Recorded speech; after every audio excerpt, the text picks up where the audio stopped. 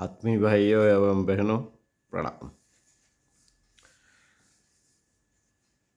कर्तव्य धर्म की मर्यादा तोड़िए। पुस्तक अंतरंग जीवन का देवासुर संग्राम। लेखक पंडित श्री राम शर्मा आचार्य।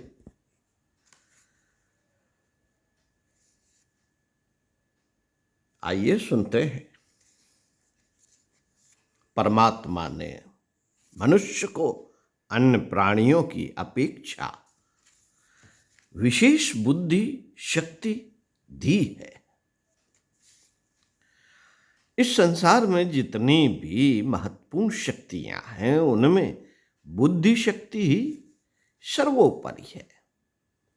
मानव जात की अब तक की इतनी उन्नति के पीछे उसकी बौद्धिक विशेषता का चमत्कार ही सन्निहित है। इतनी बड़ी शक्ति देकर मनुष्य को परमात्मा ने कुछ उत्तरदायित्व भी दिए हैं।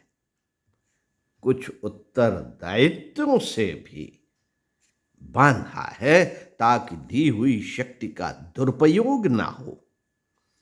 इन उत्तरदायित्वों का नाम है कर्तव्य धर्म। नियंत्रण की आवश्यकता है।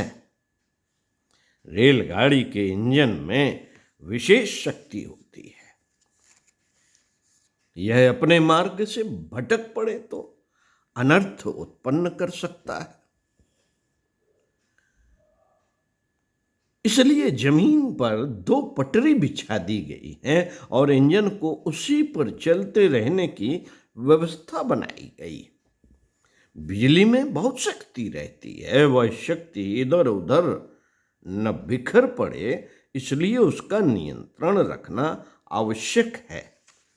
इस उद्देश्य की पूर्ति के लिए यह प्रबंध किया गया है कि बिजली तार में ही होकर प्रवाहित हो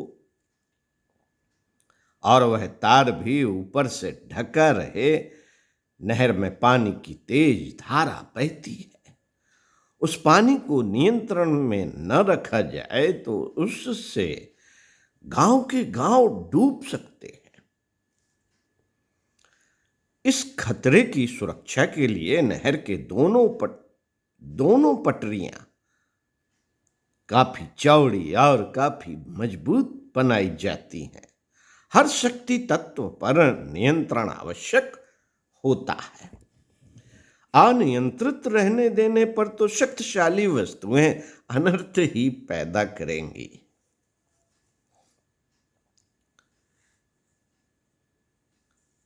मनुष्य को यदि परमात्मा ने नियंत्रित रखा होता,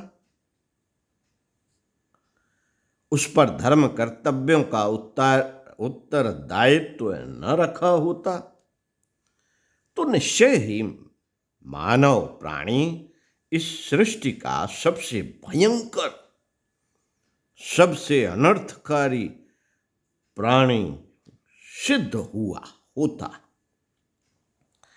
अशक्त या स्वल्प शक्ति वाले पदार्थों या जीव अनियंत्रित रह सकते हैं।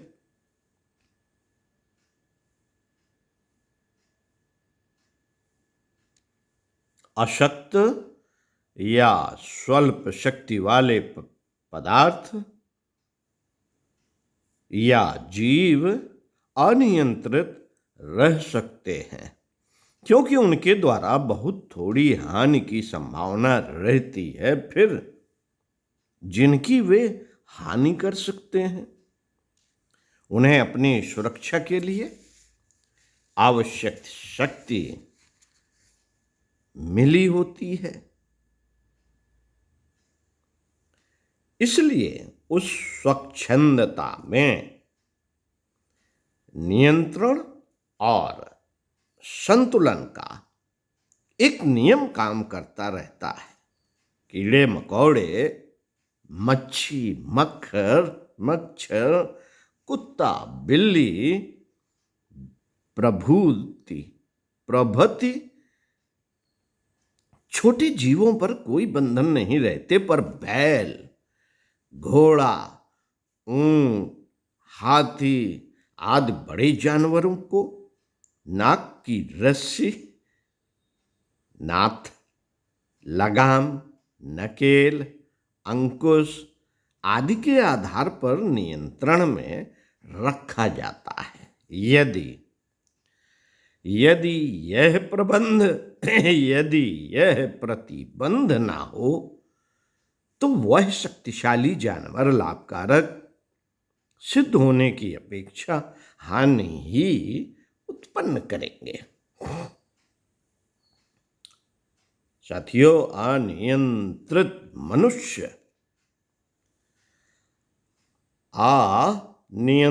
मनुष्य कितना घातक हो सकता है, इसकी कल्पना मात्र से सिहरन होती है।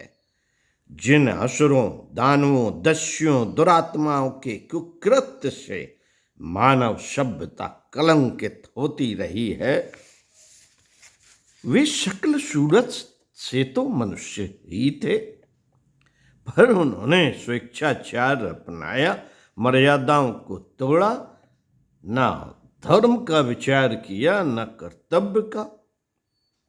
शक्तियों के मद में जो कुछ उन्हें सूझा उसमें लाभ देखा और वही करते रहे।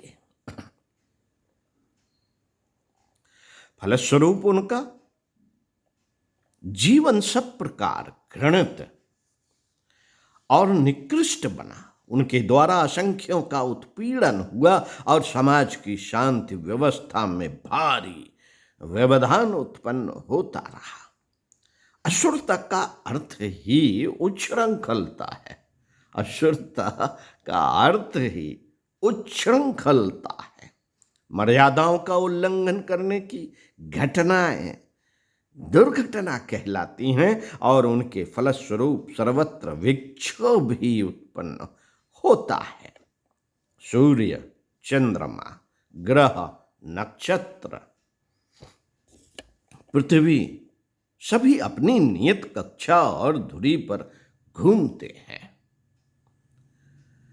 एक दूसरे के साथ आकर्षण शक्ति में बंधे रहते हैं और एक नियत व्यवस्था के अनुरूप अपना कार्यक्रम जारी रखते हैं।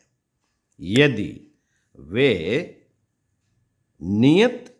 नियंत्रण को तोड़कर स्वेच्छा बरतने की चेष्टा करें तो उसका परिणाम प्रलय ही हो सकता है। यह ग्रह मार्ग में भटक जाएंगे और एक दूसरे से टकरा कर विनाश की प्रक्रिया उत्पन्न कर देंगे। मनुष्य भी जब अपने कर्तव्य मार्ग से भटकता है तो अपना ही नहीं, दूसरे अनेकों का भी नाश करता है। परमात्मा ने साथियों हमारी मार्गदर्शक अंतः चेतना, परमात्मा ने हर मनुष्य की अंतरात्मा में एक मार्गदर्शक चेतना की प्रतिष्ठा की है, जो उसे उचित कर्म करने की प्रेरणा एवं अनुचित करने पर भर्त्सना करती रहती है।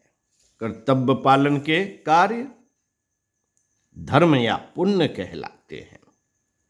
उनके करते ही तत्क्षण करने वाले को प्रसन्नता एवं शांति का अनुभव होता है। इसके विपरीत यदि स्वेच्छाचार बढ़ता गया है, धर्म मर्यादाओं को तोड़ा गया है, स्वार्थ के लिए अनीत का आचरण किया गया है, तो अंतरात्मा में लज्जा, संकोच, पश्चाताप, भय और ग्लानि का भाव उत्पन्न होगा। भीतर ही भीतर शांति रहेगी और ऐसा लगेगा मानो अपना अंतरात्मा ही अपने को धिक्कार रहा है। इस आत्म प्रताड़ना की पीड़ा को भुलाने के लिए अपराधी प्रवृत्ति के लोग नशेबाजी का सहारा लेते हैं।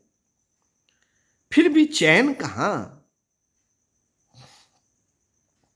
पाप वृत्तियां जलती हुई अग्नि की तरह हैं, जो पहले ही जलन पैदा करती हैं, वहीं पे जलन पैदा करती हैं, पहले हैं वहीं पर जलन पैदा करती हैं जहां उसे स्थान मिलता है। शरीर में क्षय, उपदंश, दमा, गठिया, कुष्ठ, लकवा आदि रोग हो जाने पर स्वास्थ्य नष्ट भ्रष्ट हो जाता है। अशांति और बेचैनी बनी रहती है। रुग्ण शरीर को लेकर मनुष्य कुछ कर नहीं पाता। घर वाले परेशान होते हैं, आर्थिक स्थिति बिगड़ती है, और यदि रोग की स्थिति सुधरे नहीं तो जीवन भार स्वरूप हो जाता है। शरीर की तरह ही मन में भी कई रोग उत्पन्न होते हैं और वे सारे मानसिक संस्थान की स्वस्थता को नष्ट भ्रष्ट कर देते हैं। आत्म प्रताड़ना सबसे बड़ी मानसिक व्याधि है। साथियों, आत्म प्रताड़ना सबसे बड़ी मानसिक व्याधि है। जिसका मन अपने दुष्कर्मों के लिए अपने आप को धिक्कारता रहेगा, वह कभी आंतरिक दृष्टि से सशक्त न रह सकेगा। उसे अनेक मानसिक दोष दुर्गुण घेरेंगे और धीरे धीरे अनेक मनोविकारों से ग्रस्त होता जाएगा।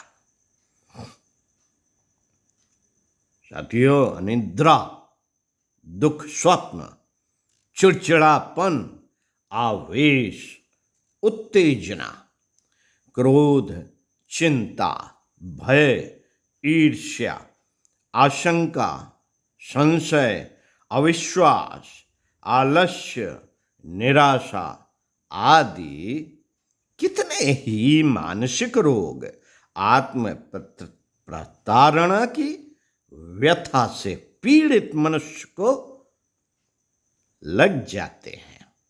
पाप कर्मों के लिए अपना अंतरात्मा जिसे धिक्कारता और प्रताड़ित करता रहता है, वह मनुष्य सोते जागते कभी चैन नहीं पा सकता। दमा और दर्द के रोगों की भांति पापी को भी न रात में न दिन में कभी चैन मिलता है। भीतर ही भीतर अपने आप ही अपनी शक्ति को कुतरता रहता है। साथियों, इसी क्रम में आपको आगे पढ़कर सुनाएंगे आत्म प्रताड़ना और अशांति। सुनते रहिए कुछ अच्छा और पढ़ते रहिए कुछ अच्छा। स्वाध्याय, सत्संग, चिंतन मनन का क्रम बनाए रखिए।